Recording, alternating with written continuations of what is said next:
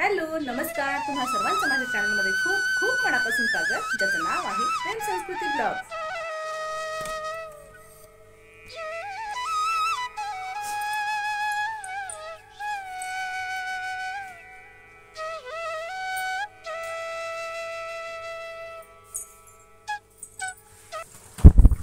इथं मी करते पौर्णिमेची तयारी, म्हणजे पौर्णिमेचं जो सत्यनारायण आहे त्याची तयारी मी करते। दर पौर्णिमेला मी सत्यनारायण करत असते। माझ्यासारखंच माझ्या सगळ्या मैत्रिणी सुद्धा हे व्रत करत असतील। तर या व्रताविषयी थोडक्यात माहिती सांगते।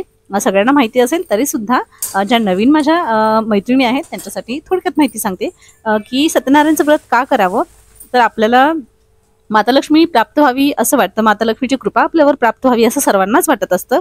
पण ज्या घरात भगवान विष्णूंची पूजा केली जाते तिथून माता लक्ष्मी कधीच काढता पाय घेत नाही, म्हणून आपण हे सत्यनारायणचं व्रत करत असतो। माता लक्ष्मी ही भगवान विष्णूंची पूजा करत असते आणि भगवान विष्णूंशिवाय राहत नाही। त्यामुळे जिथं भगवान विष्णूंची पूजा होते तिथंच माता लक्ष्मी सदैव वास करत असते।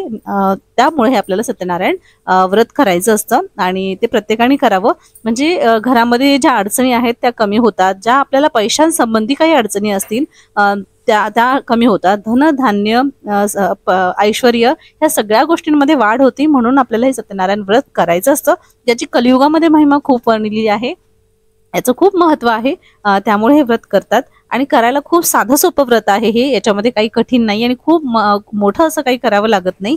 तर मी ते चौरंग्या घेतलेला आहे आणि मला ही केळाची खुटं भेटलेली आहेत। नाही भेटली तर फक्त आंब्याच्या ढाळ्या लावल्या तरी चालतात। मी दरवेळेस आंब्याची ढाळीच लावते, पण आज मला भेटले होते त्यामुळे मी ते केळाची खुटं लावून घेतेय।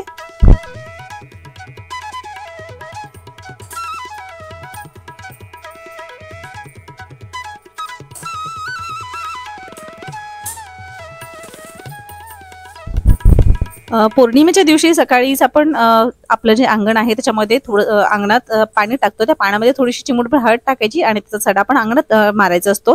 त्यानंतर जेव्हा आपण आंघोळ करू, देवपूजा करायची असते, त्याच्या आधी देवपूजा करायच्या आधी शक्यतो आपण उंबरा जो आहे तो आपण हळदीने सारवून घ्यायचा असतो। उंबऱ्याला हळदीचं लेपन करायचं असतं, उंबऱ्याची पूजा करायची असते आणि दारावरती हळदीचं स्वस्तिक काढायचं असतं।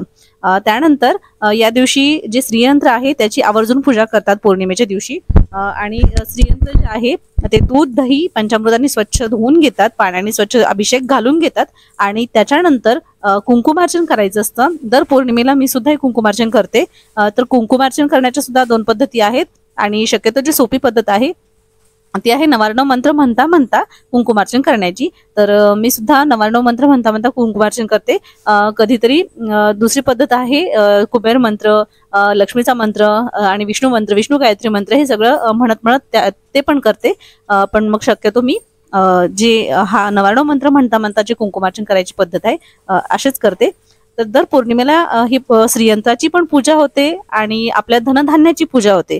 ज्यावेळेस आपण ही पूजा करत असतो त्यावेळेस आपण जे गहू आहेत, गव्हाची रास आपण खाली तांब्याच्या खाली घालतो आणि त्याच्यानंतर मग त्याच्यावरती हळदी कुंकू घालून आपण त्याच्यावरती तांब्या म्हणजे कलश भरून ठेवतो आणि नंतर त्याच्यावरती आपण जे ताम्हण आहे ताम्हणामध्ये तांदूळ भरून त्याच्यामध्ये बाल श्रीकृष्णाची मूर्ती आपण त्याच्यामध्ये ठेवतो आणि पूजा करतो। आणि हे जे धान्य आहे आपल्याला धान्य पुरवठी यावं, घरात अन्नधान्याची कमी पडू नये, म्हणून मग हे या धान्याची पूजा केली जाते आणि पूजामध्ये थोडाफार पैसाही म्हणजे पैसा अडकाही ठेवला जातो। याचं तात्पर्य असं की आपल्याला धनधान्याची पैसा अडकेची काहीही कमतरता पडू नये, म्हणून हे व्रत केलं जातं। आणि हे व्रत करायला खूप साधं सोपं आहे, हे आपण स्वतः करू शकतो, स्त्री पुरुष कोणीही करू शकतं। त्यामुळं इतकं कठीण हे व्रत नाही, दर पौर्णिमेला करण्याजोगं आणि खूप कमी वेळेत करण्यासारखं आहे। याला इतकं मोठं असं काही लागत नाही आणि प्रत्येक वेळेस पंडितजीच असावं असं नाही। दिंडोरी पंडितजी पोथी येते, सत्यनारायणाची जी दिंडोरी पंडितची पोथी येते तीच पोथी मी इथे वाचत असते। त्याचे जे अध्याय आहे ते वाचून मग आरती वगैरे करायची आणि जो प्रसाद आपण बनवतो याच्यासाठी तो फक्त 1 वाटी शिरा बनवायचा असतो आणि जास्त बनवायचं नाही। 1 वाटी शिरा बनवायचा आणि आपल्या घरातले जितके आपण आहोत तितक्यांनीच हा प्रसाद घ्यायचा असतो, ग्रहण करायचा असतो, म्हणजे बाहेर हा प्रसाद वाटला जात नाही, हा फक्त आपण आपल्या घरी खायचा असतो। पूजा मी सगळी मांडून घेतली, पण मला पूजा करता नाही आली. फौजी साहेबांना पूजा करायला बसवलं आणि परीला सांगितलं प्रसाद करायला. शिऱ्याचा प्रसाद ती बनवती. असं मी का केलं मैत्रिणीनं तुम्ही समजून घ्या, मी असं का केलं असेल. त्याच्या पुढे काही इलाज चालत नाही, तर काही हरकत नाही, अशा गोष्टी होत राहतात. तर त्याला काही करू शकत नाही आपण. पण इथं परी प्रसाद बनवती आणि ही पूजा मांडून झाली. फौजी साहेब पूजा करतायत. तर पूजा कशी झालीये, कशी वाटते तुम्हाला मला कमेंटमध्ये नक्की सांगा. तर अशाच पद्धतीने तुम्ही सुद्धा सत्यनारायण करत जा. जर करत नसाल तर नक्की करून बघा. खूप छान याचा रिझल्ट येतो. खूप छान वाटतं, घरामध्ये वातावरण प्रसन्न राहतं आणि घरामध्ये मंत्रोच्चार झालेच पाहिजेत ना, कुंकुमार्चन सुद्धा झालं पाहिजे. तर ते दर पौर्णिमेला कशाच्या ते निमित्ताने झालं पाहिजे. तर पौर्णिमेच्या निमित्ताने सत्यनारायण पण होतं, मंत्रोच्चार पण होतात आणि घरात एक पॉझिटिव्ह एनर्जी, पॉझिटिव्ह वाईब्स तयार होतात आणि छान वाटतं. तर तुम्ही सुद्धा नक्की असं करून बघा, जे करत नसतील ते. आणि ज्या करत असतील त्यांना हा सगळा अनुभव माहितीच असेल आणि अनुभव सुद्धा येत असतील.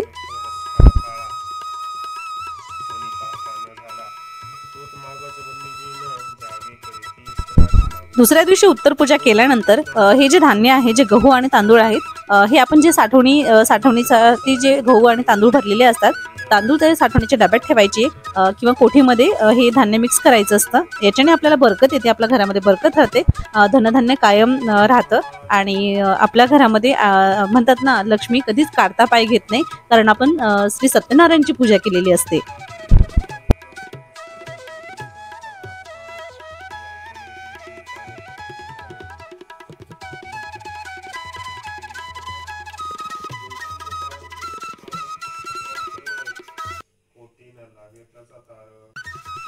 तर फ्रेंड्स, हा होता आजचा व्हिडिओ. आजचा व्हिडिओ तुम्हा सर्वांना कसा वाटला ते प्लीज मला नक्की सांगा. छान छान कमेंट्स करा. व्हिडिओ जर आवडला असल्यास एक लाईक नक्की करा आणि चॅनलवरती नवीन असाल सबस्क्राईब सुद्धा करा.